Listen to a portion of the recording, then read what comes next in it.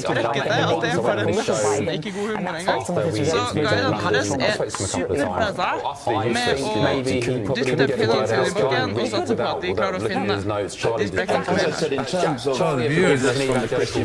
One of the most beautiful ones I've seen. People typically don't camp here. Where are they missing out? He's been caught out. If he was sorry, he would have resigned. But he didn't resign.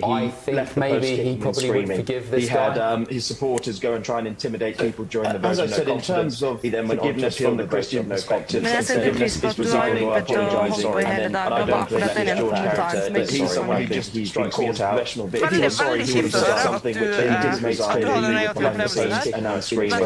He had his supporters go and try and intimidate people during the vote of no confidence. He then went to kill the vote of no confidence. Instead of resigning and apologising, and then left out that. Og så er det kjipt også. Ja, men jeg tror noen ganger så forstår du ikke helt hvordan du prater om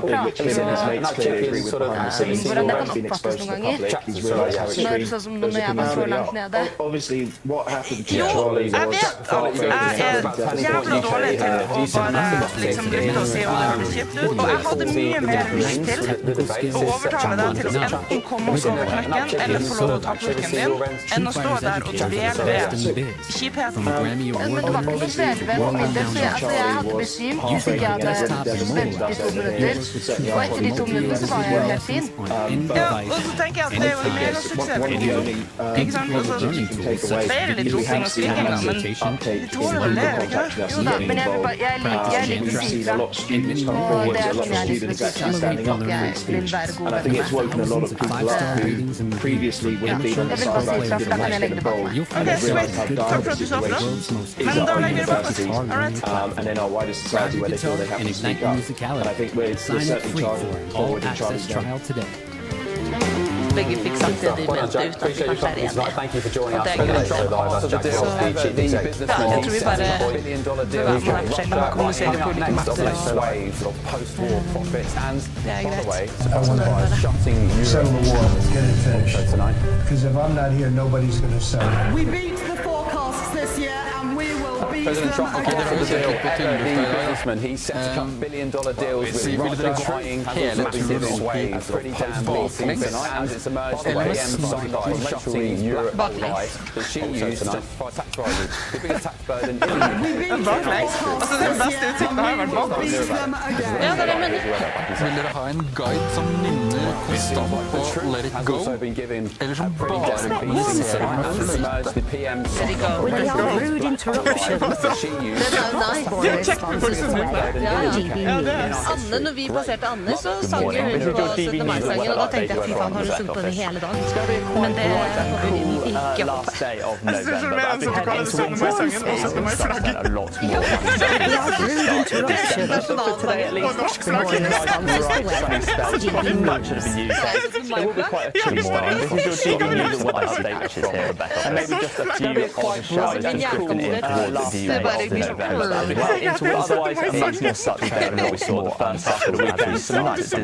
But for today at least, we have some nice bright sunny skies. Temperatures not really getting any higher than those mid-single figures. Icy crosses here. And maybe just a few all eyes then turn towards this band of rain that is starting to move in from the west. A much more settled day than what we saw in the first half of the weekend. Some nice through the evening. But it will feel chilly despite that sun. Most of the temperatures see this rain higher than those mid-single figures. Really early part of the evening and just slowly start to drift. All eyes then turn towards this band of rain that is starting to move in from the west. We'll start to see clouds starting to inch towards the west during the evening. The clear skies remain across the southeast, but then you'll see this rain will slowly start to move its way eastwards through the evening and overnight. And we do have some weather warnings in store to start December. Towards the east, there will be a cold west and Sunday. Temperatures here have made struggle to get above freezing to end Sunday as well.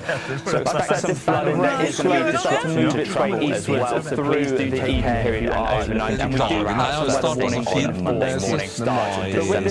So it's going to be a windy day as well. The northwest will be across the summer warning. Could even again see some pretty southern parts of Wales as well. Expect some flooding. There is going to be disruption to travel as well. So please do take care if you are looking to travel just a couple of degrees above what we saw on Sunday. But with this rain, it is going to be a windy day as well. Those strong winds coming across the southwest could even again see some with the odd rude the interruption. West Country coast as well. Sponsors the weather. That rain does remain pretty strong through much of the day. The temperatures will possibly just a couple of degrees above what we saw on Sunday. Right, welcome back. President Trump is bossing a $300 billion Tenk på det da. With the odd rude interruption. Oil sponsors the weather on GB News. Being shut out of the deal entirely. The plan includes unlocking $2 trillion of frozen Russian assets, rebuilding Ukraine under US leadership, $300 billion even partnering with Moscow on Mars mission. With Vladimir Putin boosting the US economy while Britain makes how times change. So anyway, as Washington plans to walk away richer, it's time for us unlocking $2 trillion in frozen Russian assets, rebuilding Ukraine under US leadership, and even partnering with Moscow on Mars mission. So President Trump bringing this peace deal forward, trying to bring the mission to Mars. But how times change. So as Washington plans to walk away richer, it's time for us in Blighty to get in on the action too. My panel's back with me now, the political commentator Hillary Fordwich and the former aide to Margaret Thatcher, Niall Gardner. Hillary, so President Trump bringing this peace deal forward, trying to bring the bloodshed and killing to an end, but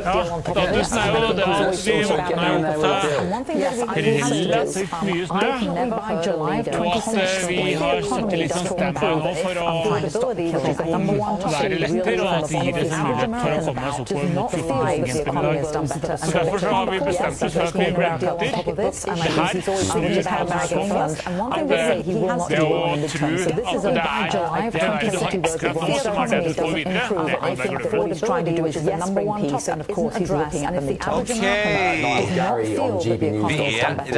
You'll say has said because Britain was left out. I will say he will not do well. That's a good point. I would say, you know, with regard to Ukraine, I think that what he's trying to do is exact details of any peace deal are still being worked on, negotiated, and so at this stage, I think there's a lot of speculation about one thing is clear, only President Trump, I think that's a good point. The stage to bring an end to the war in force, the exact details of any negotiating are still being, certainly Joe Biden negotiated, and so at this stage, I think there's a lot of speculation has the gravitas, and it's clear, only President Trump can force Putin to negotiate. We'll have to see what to bring an end to. I would prefer, of course, to see the Russians continue negotiating. Certainly Joe Biden was not able to do that, but post-war reconstruction in Ukraine has the gravitas and the power, the cause of the war, the aggressors here, Putin to negotiate. That's what the Chinese are asking. So we'll have to see what happens. As you, I would prefer, of course, to see the Russians kept out of any role in terms of the UK seems to be increasingly peripheral reconstruction in Ukraine. Keir Starmer, the Russians are the cause of the war. Anything likes the gravitas, and also we've got to keep the Chinese out as well. And it just comes to the wider issue of, I said when Labour got elected, you have two choices. You can either close the out to the European Union, trying to get back in step, and then sort of rejoin the single market, so doesn't have anything like the gravitas to America. And it just kind of shows us the wider issue of when Labour got elected, I don't know, but at least there are two choices. You can either close the out to the European Union, a European elections member, then there's a UK embassy rejoining the single market from the United States and the Department of Homeland Security. West to American civilizations sought the Brexit. So that's what we are risking now, whether you agree with that or not, countries going to know, but at least they're putting Western nations first. A European embassy, including the UK embassy in London, from the United States for the Department of Homeland Security, warning Western civilizations, sort its aggression out. You are risking not just your countries going to help, but the entire Western civilization. It's the number one issue, really. It re-emphasises my point, which is that America is, I argue, acting for the European nations of America first, but also one eye on their own så får vi bli liksom reunion. Hva skal vi ha? Jeg tror det er det skal gå i morgen, mest sannsynlig. Så jeg tror det blir viktig at de blir sammen så blir det en enighet igjen. Fordi ja, jeg vil ikke at de gang jeg which is why I think Labour can start with this kind of, relationship with Si fra, vi skal ta et rolig breaking story this evening. Some of the things I'm trying to do that juggling acts tomorrow. He's in the European Union. Keep Trump. 22 billion. Look at the small boats. How many women and children do you see on there? How many elderly gentlemen do you see? We see young men of fighting age. That is frightening. Okay. The Prime Minister returns to this big breaking story this evening. It's on the fly in the conferences and tomorrow.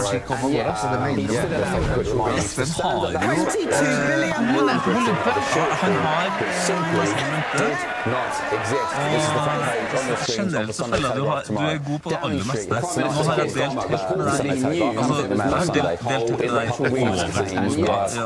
Entirely accurate. The OBR's own published account shows the Treasury for overstated exaggerate not the gap. £1 billion worth of tax rises, the highest tax rate in America today, has ever seen. And Labour's biggest donor has also turned on the transfer tonight, with the head of the United Union, Shannon Graham, accusing Rachel Reeves of overstating workers with her exaggerated figures, and how of a former Conservative MP, Heather Whelan Powell's worth of tax rises at the highest tax rate. Some really damning front pages on the Telegraph about Labour's biggest donor has also turned on the transfer tonight, with the head of the United Union, Shannon Graham, accusing Rachel Reeves of betraying workers with her budget. Well, let's get the take now of former Conservative MP, Heather Wheeler. Heather, good morning. Thank you for your company at the Some really damning front pages on the Telegraph and the Man on Sunday. Here's something new about this fiasco. Det jo egentlig ganske morsomt. Såpass forskjellige mennesker på såpass forskjellige steder i livet egentlig tenker sånn uten noe sånn. Ingen som har prøvd å si sånn, det hadde vært kult om du og Espen hadde gått sammen. Det har bare skjedd. Så jeg kvartstrømmer, så hjelper kanskje Det har blitt mitt hjem. Og så har det har blitt veldig behagelig nå. Et godt system som Espen og Heather har nå som Labour MPs like Stephen Pound saying, you know, this isn't a resignation matter. It's unpatriotic to call for the resignation of a Chancellor or Prime Minister. And I say, hang on a minute, you guys, particularly Labour, you brought down Boris Johnson for some frosty M&S sandwiches in Downshire. And Heather, I've heard from some former Labour MPs like Stephen Pound saying, you know, this isn't a resignation matter. Primarily, you were calling for Boris Johnson's resignation because of a Chancellor or Prime Minister. Hang on a minute, matter with Rachel Reeves. It's not Labour, you brought down Boris Johnson. He's a primarily for some frosty M&S sandwiches in Downshire. And that was Chris Pilcher, who's got to get Andy Boris Det har skjedd noe forbedringspotensial.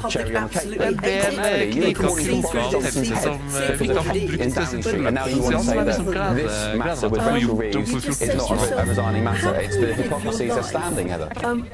Yeah, it is, and you know, I'm not in Parliament now, so I'm allowed to absolutely use the word hypocrisy. And I think the public absolutely hate it. They can see through this. Right hand go up what it is, and slightly over to create a great stretch on the right side of the body. How can you live your Come life forward, bending your knee, achieving things by lying? And for the Prime Minister, so instead of having a straight leg and... I mean, this is beyond desperate. I don't need to ridiculous. I'm on your side. Here's the rabbit out the hat. Let's go back to a plank. I don't need to hold people's lives. We breathe out, come down all the way. It is a matter of culture. She should be the 40% tax bracket. And then just roll. Has also called on the FCA to launch an investigation into what he calls markets abuse. So resigning might be the least of Rachel Reeves' issues. It is a matter of criminal offence. That is why this is so serious. And Belstride has also called on the FCA to launch an investigation into what he calls markets abuse. So resigning might be the least of Rachel Reeves' issues. this could be a criminal offence. That is why this is so serious. Can you just explain to me, please, parliamentary procedure? What will happen on Monday? You mentioned the Speaker. How will this be sort of thrashed out in Parliament?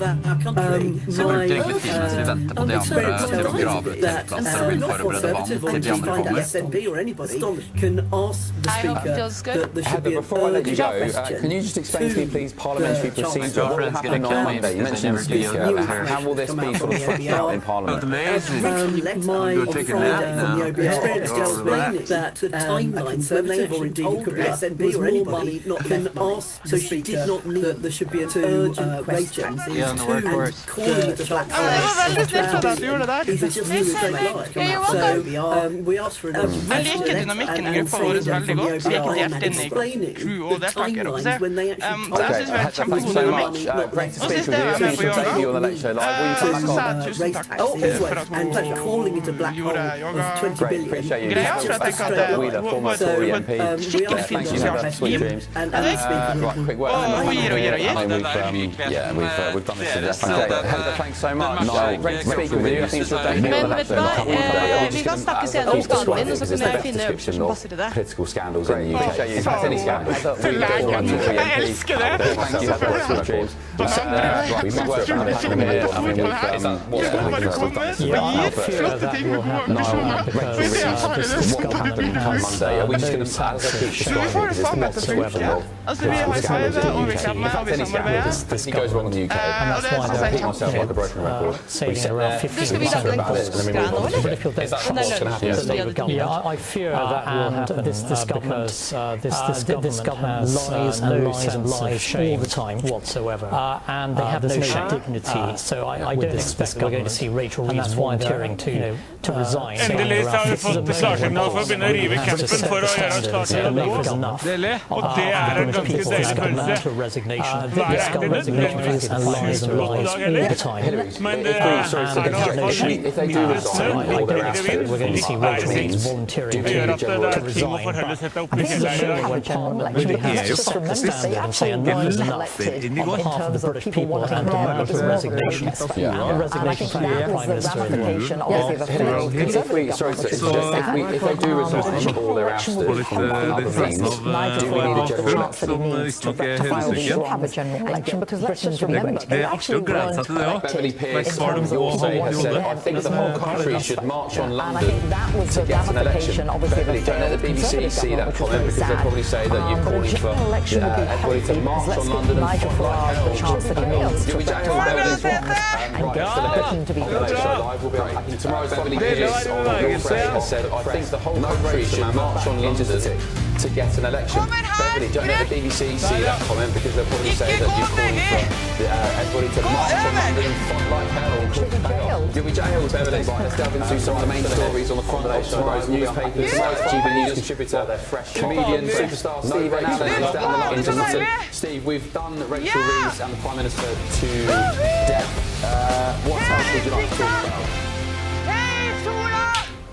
Of the Express, but it is budget adjacent, which I know, sorry, budget fatigue has got us all going, hasn't it? It's not even our fault. We were talking about it before it was a thing. It was the leakiest budget ever. Then it was leaked on the day, so we had to talk about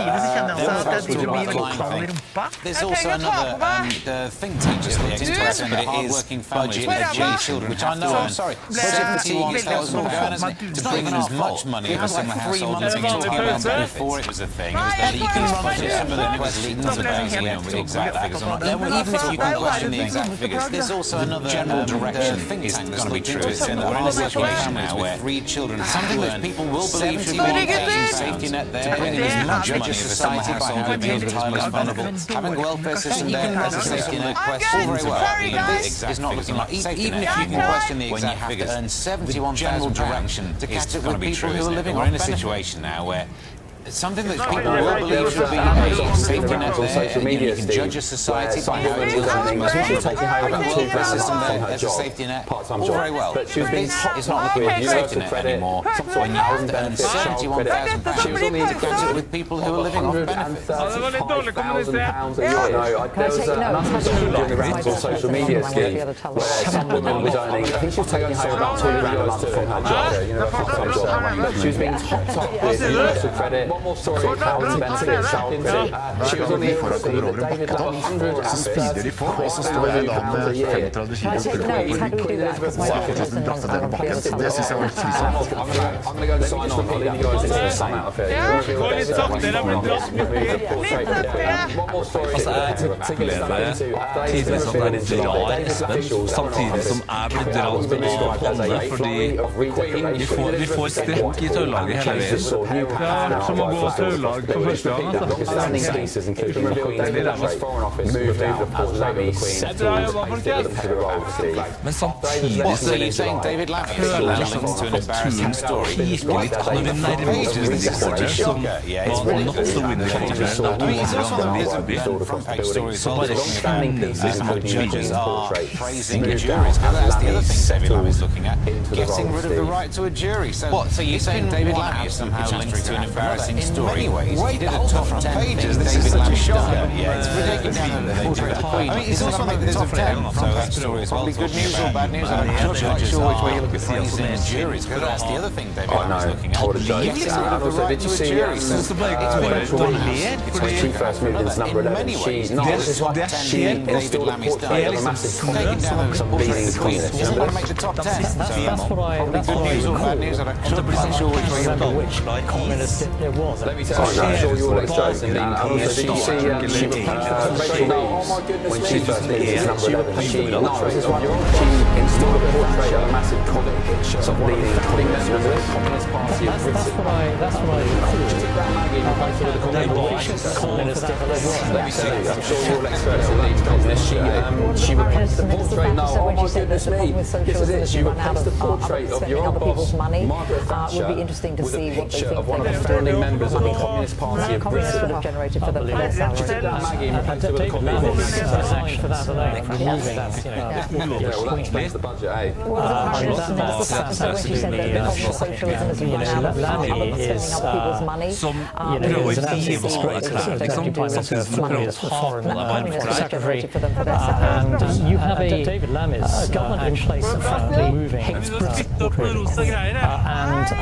it's a sort of absolutely bows down, Lammy is a supranational entity, is an absolute disgrace as the European Union is and it's really doing Britain down. You have a government in place frankly hates Britain. Lammy's actions are and really it's a sort of even for Lammy, I think this is a new down, of course, to also a supranational entity as the UN, I was going to say about when it comes to thinking about David Lammy, and it's all about doing Britain down. If anything, he needs pictures of more months, so he might be able to learn Lammy's how actions numbers work. are really appalling. Even for Lammy, I think this is a new level. One more story to share with you. First of all, on an OC, what would your topic be on Master Nazi? I was going to say about when it comes to something like David Lammy, performance on Master Nazi, if anything, he needs more pictures of more months, so he might be able to learn how numbers work. That might be a good one. 1980s. One more story to share with you. First of all, on an OC, what would your topic be on Master Nazi? 1998 World Cup. It would be something nerdy like fucking Vampire Slayer, so let's not say that out loud.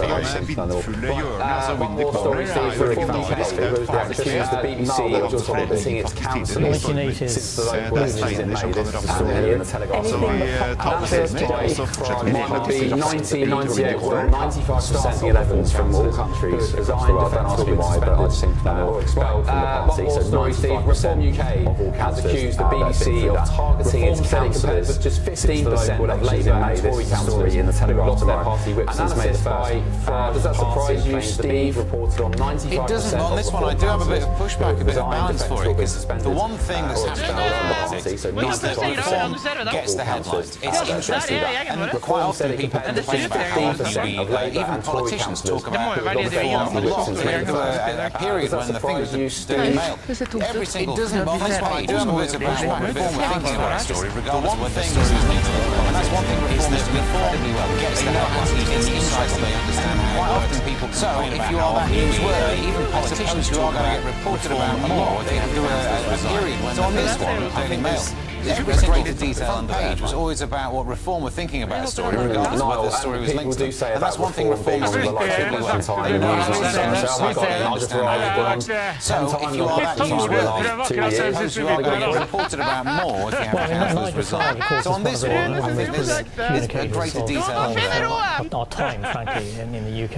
Niall, and people do say about Reform being on the rise of Question Time and Newsnight. So no surprise, Nigel Farage has been on 10 times on Question Time in the last 2 years. Has he got a point? Good to see a whole, well, I mean, Nigel Farage, wave of a new communication of stars and over the course of the next 2 or 3 years. The next election really speaking directly to British people. So no surprise, Nigel Farage. I think the British featured, if you look at good to see a whole wave of new defections as well. Stars emerging actually over the course of the next 2 or 3 years ahead of the next. I do think next election are brilliant. We're not aware of right now. You mean? Yeah, BBC spokesman said BBC reports about fear or favour and those who seek power to stop. Very good. Steve, one last question to all my panel. I like to do this now on my shows because I like to move it away from you. So, I think Reform are brilliant.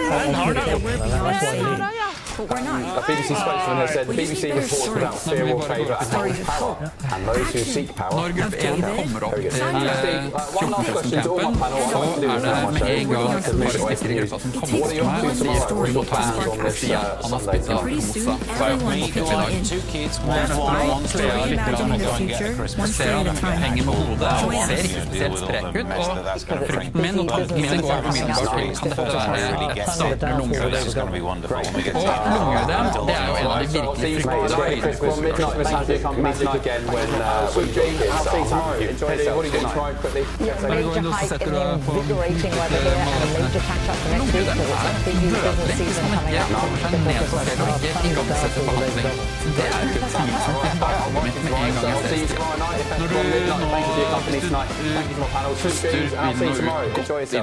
Kjenner du at det varierer med pusten?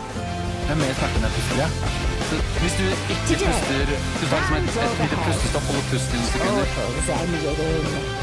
Er det da vondt i brystkassa? Det er fortsatt litt vondt. Good morning. This is your DB News and weather update from the back office. It's going to be a quite bright and cool last day of November. But as we head into winter, it is going to start to turn a lot more unsettled as we start December. But for today at least, we have some nice bright sunny spells across much of the UK. It will be quite a chilly morning. This is your DB News and weather update from the back. And maybe just a few showers just drifting in towards the western November. But as we head into winter, it is more sunny than what we saw for the weekend. Some nice December, but for today at least, we have some nice bright sunny spells across much of the UK. It will be quite a chilly start across and maybe just a few showers just drifting in towards rain that is starting to move in. Well, otherwise, a much more settled day than what we saw in the first half of the weekend. Some nice sunshine, but it will feel clear skies remain as bright as the sun. East of the temperature, you'll see this rain moving in Northern Ireland through the early part of the evening and just slowly start to drift in. All eyes then turn towards this band of rain that is starting to move in from the west. We'll also see that cloud Sunday. Temperatures here the west country through the evening. Clear skies remain towards the southeast, but then you'll see this band of rain will slowly start to move its way eastwards through the evening and overnight. And we do have some weather warnings in the start of December. Towards the east, so we have the areas across the southwest and the northwest here happening and get above freezing to Sunday as well.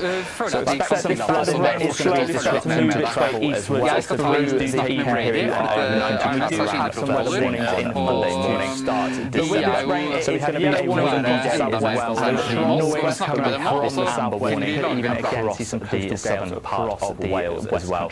So expect some flooding. There is going to be disruption to travel as well. So please do take care if you are looking to travel around just a couple of degrees on Monday morning. On Sunday. But with this rain, it is going to be a windy day as well. Those strong winds coming from the southwest could even again see some coastal gales across the West Country coast as well.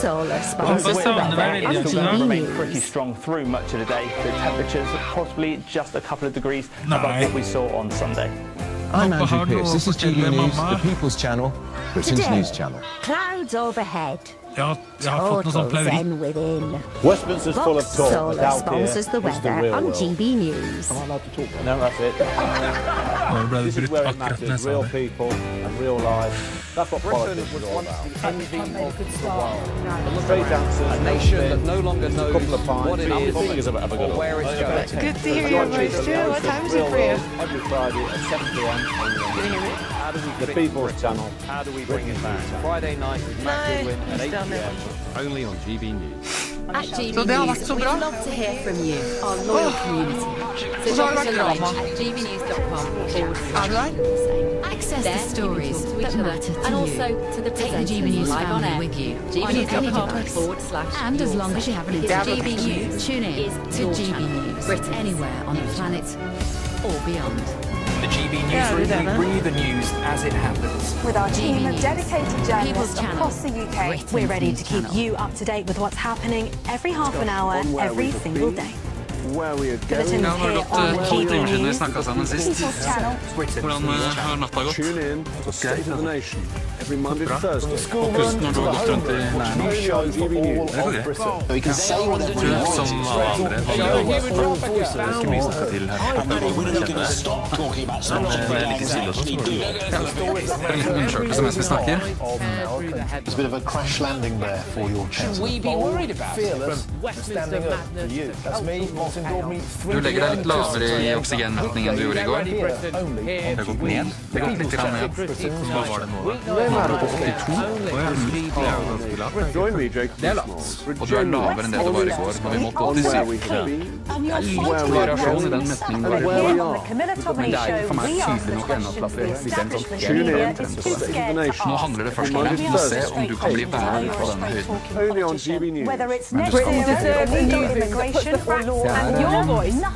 Well, that's what you get on GB News. Lively debate, live conversation,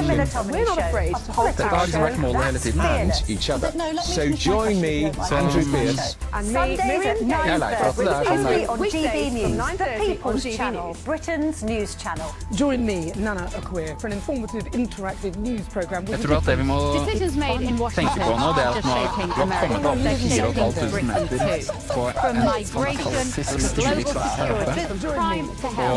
Og herfra så kan det se kort ut, men det er rett for langt og for skummelt for tøyen.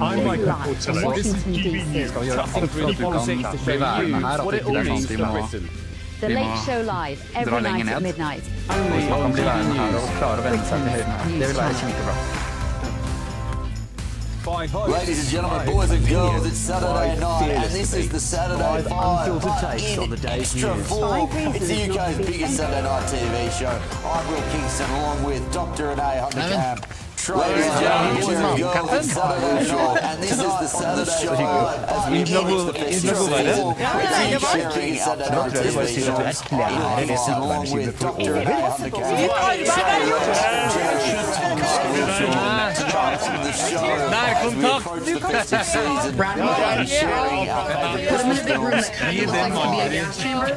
Men jeg må jo bare si at for meg så er det kanskje bra. Og som tidligere så har turen har vært bra. Altså jeg har koset meg så mye. Men så har jeg også tenkt masse de siste dagene på at jeg faktisk skal gjøre fordi jeg har hatt men jeg kjenner meg så litt fornøyd med det jeg har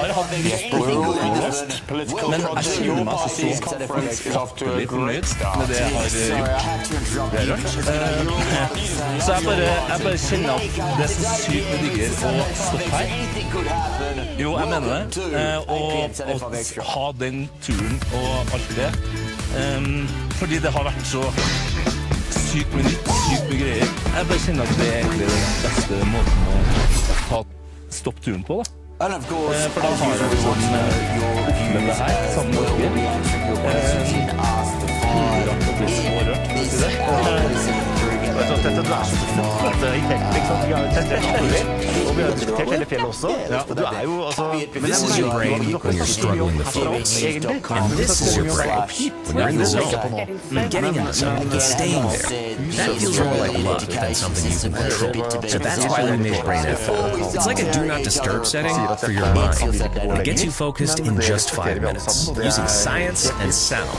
Brain FM guides your brainwaves into an optimal state for productivity called neural phase lock, which lets different parts of your brain work together more easily. Compared to average music, Brain FM actually increases and sustains your focus over time, letting you stay in the zone for as long as you want. You can also use Brain FM for relaxation, meditation, and even sleep.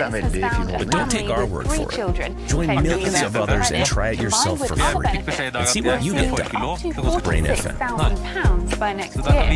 In comparison, a family with one adult working full-time and another part-time on the national living wage, they will see a take-home earning of £28,000. It comes as the Tories have called for the Chancellor to resign after she was accused of misleading the public over the state of the petition urging Keir Starmer to sack her.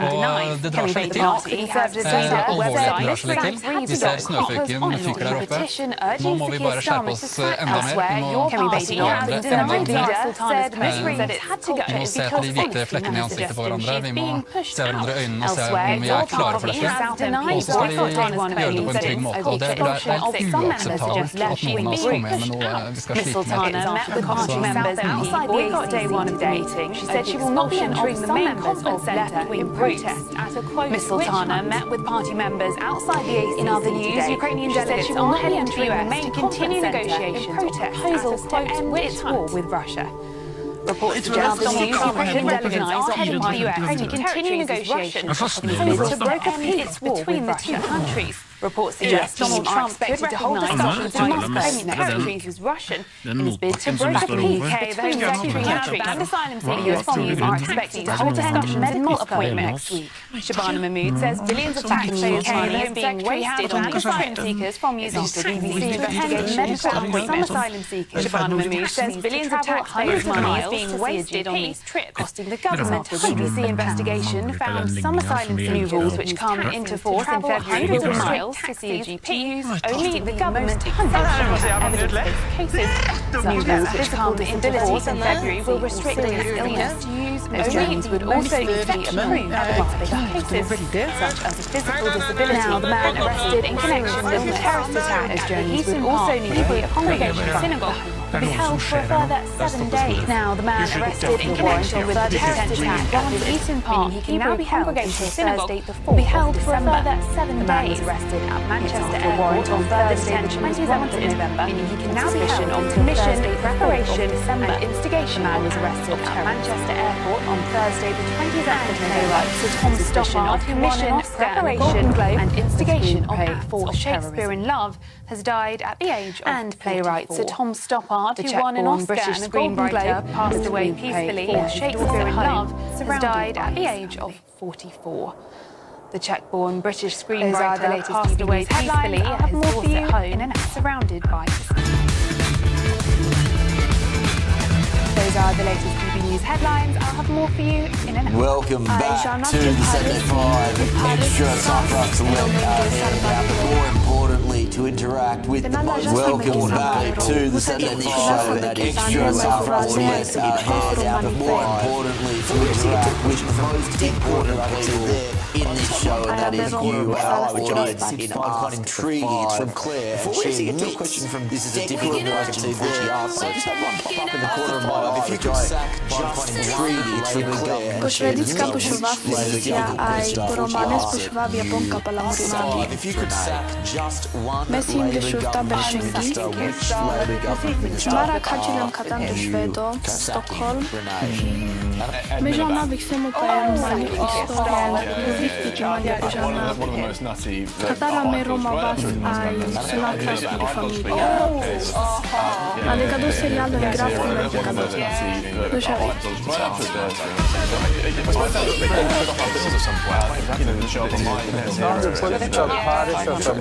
know you're comfortable on that fence there. It doesn't feel like you have to sack anyone if you don't want to.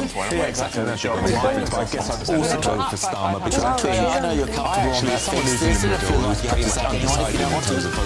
I want to see if I can also go for Starmer because I think actually someone who's in the middle who's actually undecided in terms of voting. I want to see that's a pretty good whoever's going to go up against Frost and see someone do that. Just choose someone. That's a pretty good party that you love so dearly. Just choose someone. How would you improve the party that you love so dearly? It's alright. I wrote months ago and nobody from number 10 seems to watch this show.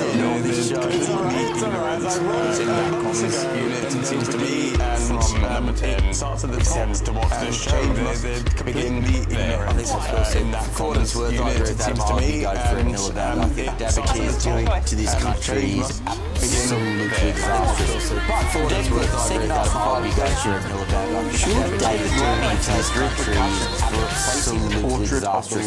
But for Declan, second half of my question, should David Dormy misread your auto cue as saying, should he face reparations? Queen, put the request through. I misread your auto cue as saying, should he face reparations? Definitely have put the request through in the past. Me barilem mureda desa, mureda mureda palensa, murena masa, murena losa, mureda zinansa, deg mi familia ma cruelty.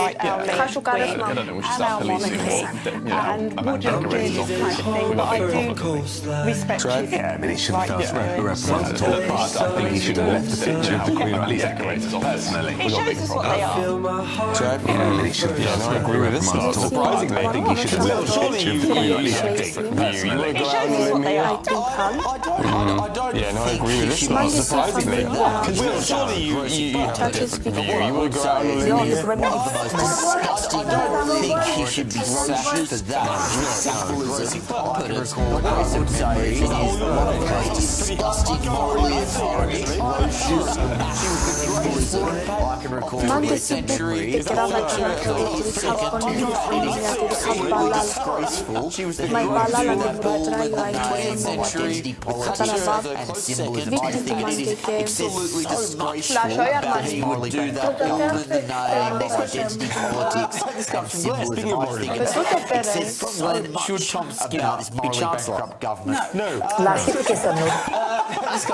Go on, Trey. No.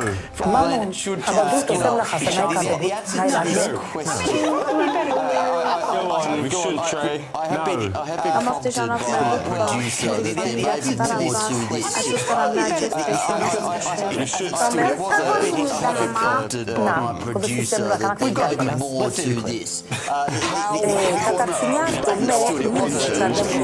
there may be more to this. Let's say they've done the right thing and now they're getting taxed. I don't think that's right. They can go after pensions. Beyond me. They try to find their own rights. They've done the right thing and now they're getting taxed.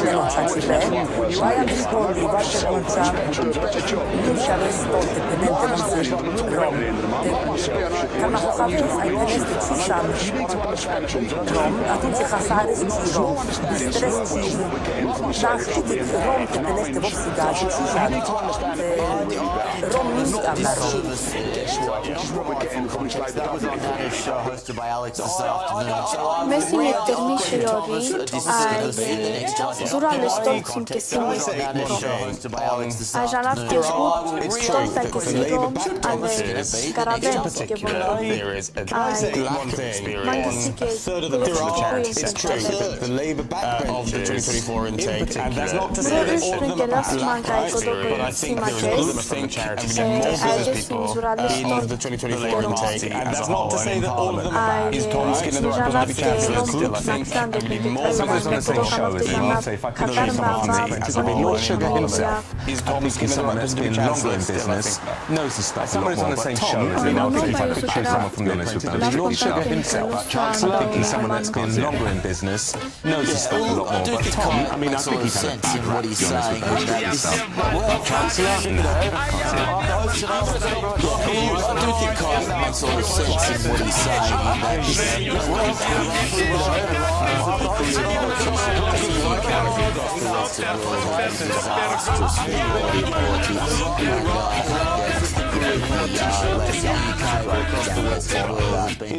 It's no surprise, given that anything you do is a residing issue. Exactly, and that's it's no surprise, given that anything you do it's a residing issue.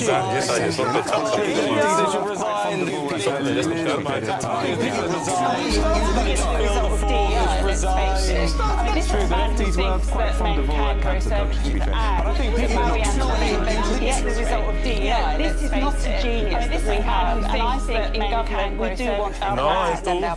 There is literally a way the government has speak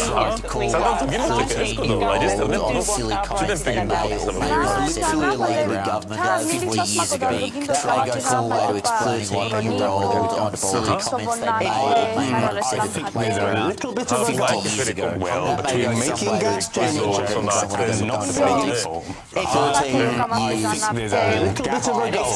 Well, between making gas chambers, you're not filling in a chaos. 13 years old. Next question from Linda.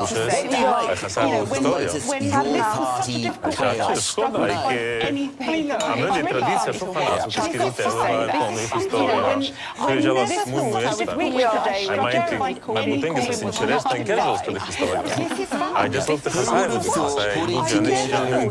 progressive, socially conservative Muslims and progressive identity politics warriors. Whether or not they were a group of progressive, socially conservative Muslims and progressive identity politics warriors, seeing, whether or not they could work together. Who would have thought that may be an issue? I never could see it coming.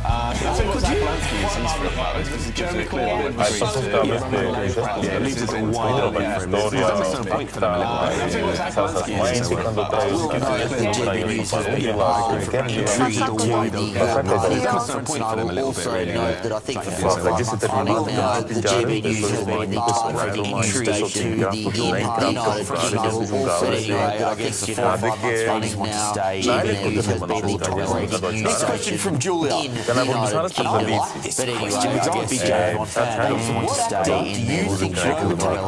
Next question from Julia. Played James Bond. Do you think she would have his role as James Bond? Andał szybko tempo entregi regału ma instrumenty and the book Kalimata influencer romany Gypsy Swing Jazz. So AI, I've always wondered, what data were you trained with? That's private. You help us make decisions. Yeah. When you need transparency from your AI models, you need Reddit. Keep your options open. Next, because the broccolis have left and become Amazon. But I will put my James Norton chip in. He's a brilliant actor and quite nice to look at too, isn't he? Yeah, no, obviously Amazon's going to take James Bond as woke as humanly possible. I've got grave fears for the future of the franchise. Anyway, again, we've got high fives coming up. Hopefully we can lighten the mood. Becoming a trend of GB that we can lighten the mood. What a great offer this is. There's also a brand new way to take part in the conversation with GB News. Becoming a friend of GB News. A direct line to join the conversations that you hear us talking about. Join the community and be part of our shows by becoming a friend of GB News. A direct line to join the conversations that you hear us talking about every day in our programs by commenting on your stories that you see decide polls. Access opinion, analysis, and behind-the-scenes videos as we share more the stories that you see on channel.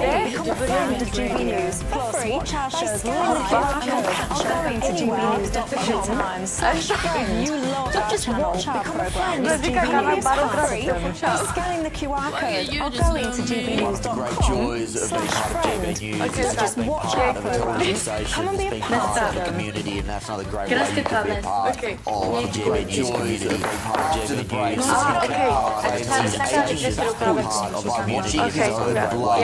what's really going on? GB News community. All the details next.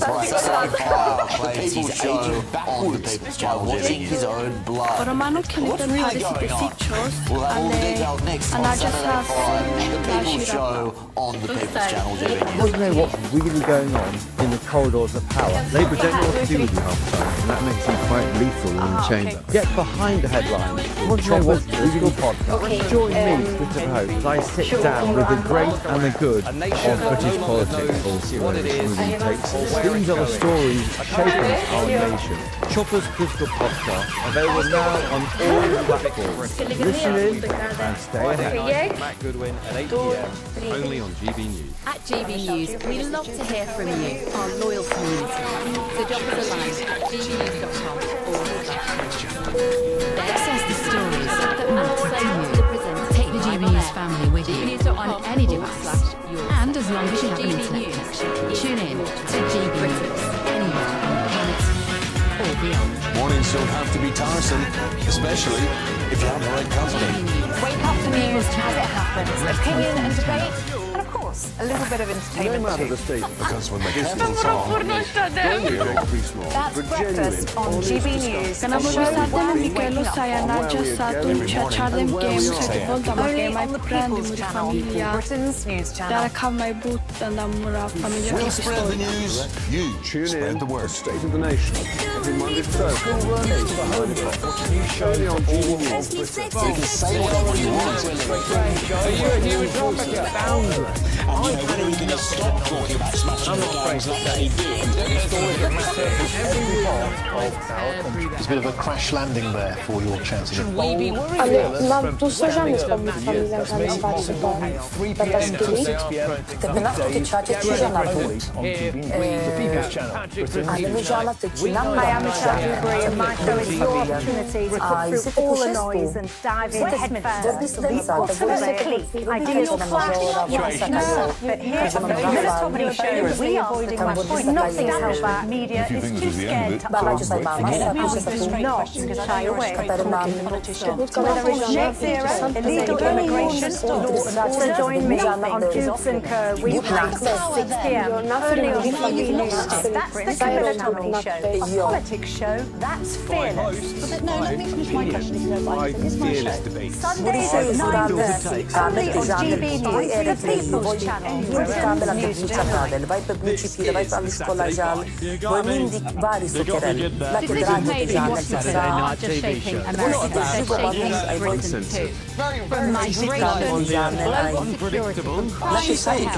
Whatever happens, and in the way, entertaining. How can a country go from being led by William Wallace? That's why the Late Show is live from Washington through the politics to you what it all means for Britain. The Late Show live every night at midnight. Only on GB News. Welcome back, you're with the Saturday 5, but in extra form, it's the People's Show on the People's Channel.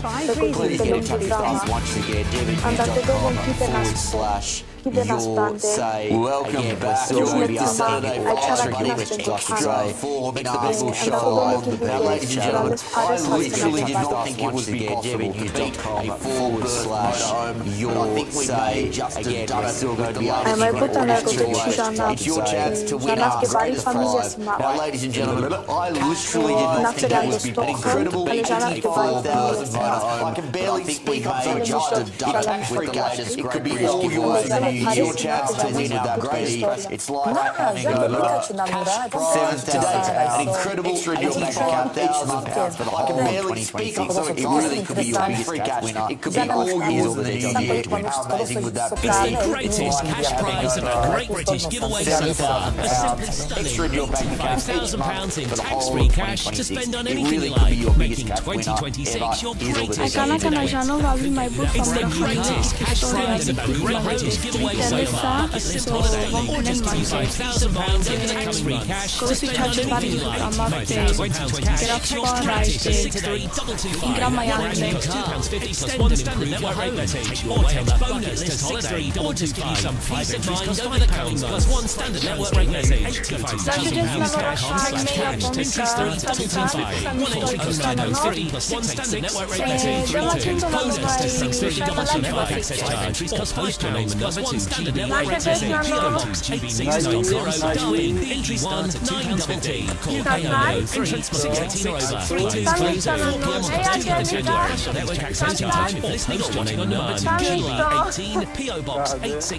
Welcome back, ladies and gentlemen. What product that is over from Bruce Holiday.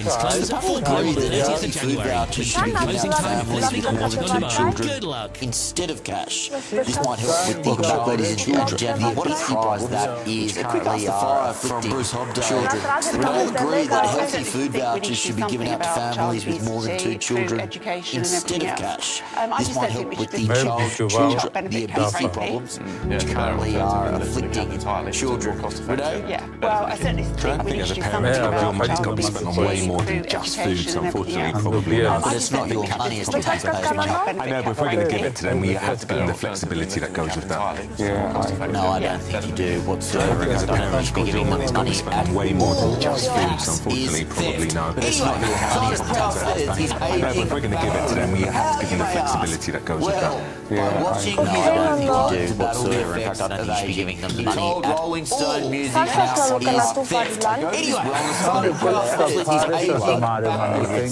you may ask, well, watching his own blood is battle be beneficial or just Rolling Stone Music Now podcast fad. To discuss this, I'm delighted to welcome Dr. Samia Ajari. Samia, thank you so much for taking to your body. This is not the first time we've heard about this just another celebrity tycoon fad. To discuss this, I'm delighted to welcome the Samia to try and live thank forever. You so much for taking the first and most obvious. It's not the first time we've heard about these sorts of celebrities, tech tycoons coming up with these sort of plans to try and live forever. Which for the last few years, you hear everywhere. And I'm really grateful for the celebrities who are highlighting it more so we can have a discussion regarding does it work. It's so exciting because we are talking about data on clinical trials for the last few years, you hear everywhere. And I'm really grateful for the celebrities who are highlighting it more so we can have a discussion regarding does it work, what is the definition of longevity, data on clinical trials regarding it. The definition is very different because I think not just living long. First of all, for me, visiting is better. Are we talking about longevity? What I think the definition of longevity, what it means for everyone. The definition is very different because I've been in the wellness clinic, living longer. It's not a new thing for me, just being highlighted now. The first experiments were done in 1990. This is one in Italy. The closed clinical trials have been published in the wellness clinic.